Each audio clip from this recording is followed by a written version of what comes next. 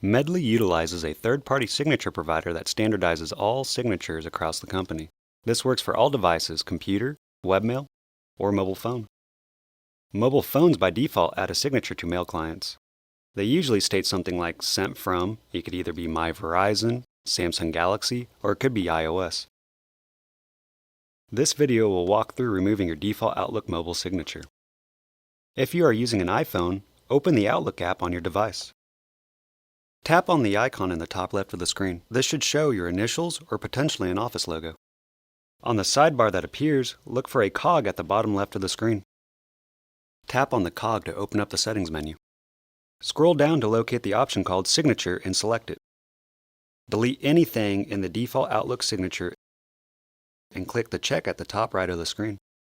You can close out of the settings menu and return to Outlook.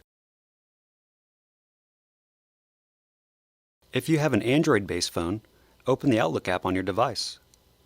When opened, tap the Office logo icon located near the top left of the screen. A sidebar will open. Look for the cog at the bottom left of the screen and tap it. This brings up the settings menu. Look for the signature option and tap.